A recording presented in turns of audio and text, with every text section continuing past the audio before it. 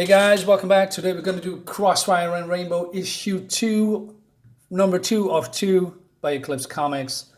And I made a little bit, well, no, I'm not really a mistake. I said last time that there was only 2 comics, but it was a mistake from my side because I did some research just in case. There are actually 4 comics from Crossfire and Rainbow. I didn't know that. And also, this is not a continuation from the issue 1 that I reviewed on my channel, so I'm going to leave the link in the description if you want to see that. And no, they are going to solve a murder case, if you will. And it's funny and creepy and weird at the same time. So let's dive in. Okay, let's start here. I must say, I just love, before we go in, I love just, Dan Spiegle's art and Mark Evanier's writing. They're really fun, but again, weird. So there's a guy here, or a couple of people, that are taking pills. That's called, what's it called? Zap pain for, I don't know, maybe some kind of a painkiller. And then, 2 hours later, that guy was dead. And it seems that somebody found out that there was potassium, if I'm saying that correctly, potassium cyanide in one of the vials. And then one of the boss of the pharmaceuticals said they are getting extorted and that the person in question wants to have $10 million. Otherwise, the sabotage is going to continue. And then, they are, let's say they said, he says, well, we will not submit to extortion and we will go out of business first. Well, that's all politics speak, of course, for the Bune, if they are saying here in our country. So, switching to our 2 heroes. So there are still some, how do you say, love problems, if you will, because I call him just a dead shot, but it's Crossfire. I'm calling him Crossfire. Crossfire wants to call Rainbow, but she doesn't want to answer the phone, because she still, have problems that he loves the other women. I explained that in issue 1, so look it up if you know what I mean. But then she picks at them anyway, and then Crossfire says, you know what, I'm going to put the horn down, and because if she doesn't want to talk to me, it's, I don't know, man, it's weird. So there are some love problems between them. But she's an artificial being, and he's in love with her. So that's what I believe. I mean, yeah, let's go with that. So Crossfire is actually a cop, and his boss is coming, also his friend. And he suspects that he is Crossfire because he has seen things, and it's all coincidence. Then when Crossfire is appearing, and then he disappears, and they cut this guy. So it's basically, hey, could you be Superman? It's the whole Superman trope. And Clark Kent goes away, Superman appears, that kind of thing. So he suspects them, but he doesn't have, hard evidence. But then they're getting a phone call that there is, they found another body. So the cop goes away and he said, listen, I got a story here. I'm not going to arrest you, but you better start explaining soon. But then somehow Rainbow is doing the investigation. So she goes to the pharmaceutical facility and she talks to I don't know, a big guy here. And she say, well, transnational pharmaceuticals are a subsidiary of Matrix. And Matrix is the one that created them. So they are in cahoots with each other somehow. And so he wants to, her to figure out what's going to happen, and she needs to solve this. And it's an order. And she said, that's what I'm here for, Mr. Krell, to follow orders. Well, she has a very snarky face. I like that. And then we are looking at the Marx Brothers. So I'm not sure why the Marx Brothers are in here. And the Marx Brothers is way before my time because they are, I believe, a comedy act from the beginning of the 20th century. Like, I looked it up. Let me real quick, from 1905 to 1949. So I know them from the facial, especially this guy, but I have no clue who they are. If they are just a good comedy act and why they are so popular, I have no idea. So, but somehow they are in this comic. So, what I lost my train of thought. Oh yeah, Rainbow is just doing some investigations, and it seems that the one that tampered with the proof, so that nobody could, figure out who the perpetrators were. So there are some things going on. Then she gets a call from the guy from the pharmaceutical, the other guy, and he said, "Hey, we got some police reports that somebody's trying to break in on one of our facilities. You need to go there." So she's driving over there, and then this is really weird. So the Marx Brothers going out and said, "Hey, are you Rainbow?" And he says, "The pot of gold, there's supposed to be one at the end of the rainbow." And he looks at a butt, and there's some weird sexual things going on, or, pervert stuff. Like this guy says, "Hey, she got a great tummy. I want to study it."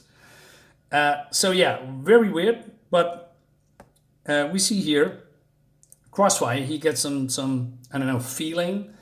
And I told you in the last comic, they have some kind of a psychic connection with each other. They know they not exactly know, but they know that something is wrong. So he hurries over there where she is, so probably has some kind of internal radar.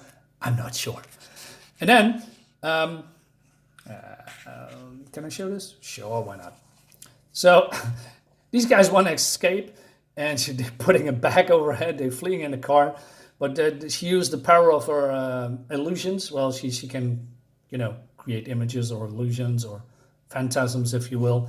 And the Marx Brothers are getting an accident, but they are not really dead.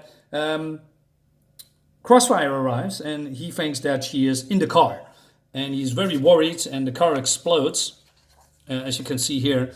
But then, out of nowhere, Rainbow pops up and says, "Well, aren't you going to do something?" And he hugs her and he says, "I was so scared. I thought you were in there." And I don't know. And they have some lovey-dovey interactions with each other. And then she storms off because she wants to share with him something awful. And if she's going to say it, then he probably want nothing to do with her anymore. But it seems that Crossfire already knows that she is not a human being. And he wonders then, is there something stranger than that? So he's going to sleep, but it keeps him awake. He cannot figure it out what it is, and it gives him a lot of stress. So he thinks in the morning, and he's still thinking about it. So he's going to, make some calls and visit creators. And he says, is she, biologically normal? I mean, can she, I don't know how to put this. And the doctor says, the maker says, if she can intermingle. Well, they are not supposed to, but they are, there's something, they don't know much about the DNA agents, although they are creating them, because there's probably some weird species of the DNA agents are probably some weird species. That's what I meant. So even the doctor cannot figure it out. And then Rainbow is outside of the door, and then she doesn't want to talk to him, but she needs. Why am I calling him Spitfire? Crossfire wants to talk to her and says, "Hey, listen, we need to do a job. So if you're gonna help me, he hopes basically that she's gonna spill the beans why she don't want to talk to him, and because he can read his mind, she knows exactly what he wants from her. So that's a little bit weird. So they are breaking into the facility of the pharmaceutical, and they are going to the boss, this guy, and they figure it out that, let's say Crossfire says, "How do you find those Marx Brothers last night?" And he said, "Well, Mr. Langley called, and he heard about the break-in on the police band, but." Crossfire says, "Well, that's strange because the police didn't know anything about the drugstore having anyone." So, where it's going. He's the bad guy. He does the whole telepathic thing, and it seems that they are in some kind of a big debt, and they are losing money real fast. And he just smuggles cocaine to the US, disguised as chemicals, to resolve the problem. But since the drugs is impure, people are gonna die. That's basically it. So, okay, skipping a few pages. So, this is fun. So they figure it out that he is being a crook, and that he is, the mastermind, if you can call him that, behind all that. He said, and they are saying, "From hey, we're gonna get the Marx Brothers because they are basically his henchmen." And he says, "Hey, we're going to 1717 Highland." And he says, "I didn't say anything. How did you know that?" He says, "Easy, I read your mind." And then she just closes the door. And that small little segment, it just made me laugh because it feels like a comedy act. She says something sarcastic and then closes the door like, "Goodbye, folks," something like that, if you know what I mean. So I laughed at that. So they figure it out where they are, the Marx Brothers. So they are going to where they are. They figured it out why and how. So the Marx Brothers are going to break in again for, I don't know, probably get the pharmaceuticals to kill people? Don't know. Not really. So they are battling and they, easily taken down. And there's some comedy thing here going on, like this one, he just wants to shoot and then it goes bang and he's laughing and he just gets his ass kicked. So it's funny, but not so funny at all. Okay. Speaking of, I'm going to show you the one of the last pages. So the crooks are getting busted by Crossfire and Rainbow. And then the bad guy is getting a taste of his own medicine. Ha, ha, ha, ha, ha. So he's dead because he poisoned himself with the chemicals, with the pills. Zapain. Okay. So the last page of this comic is that Crossfire says to Rainbow, "You promised to tell me what's wrong." And then she says, "It's not going to work between us. There's something wrong with me." And she talks about the women in his life that she saw in his dream. But Crossfire explains basically that those are women of the past. And he says, "You are part of my today." And he says that he loves her. And he says, "You know what love is, don't you?" And she says, "That's it." I'm just going to show you. "That's it. I don't know what it is. They never taught us about anything about it. Don't you understand? I don't know how to love you." And then he says, "Well, look, I'm going to have to teach you." What? Okay. Well, good luck with that. How you gonna teach her? I don't know, man. This comic is weird.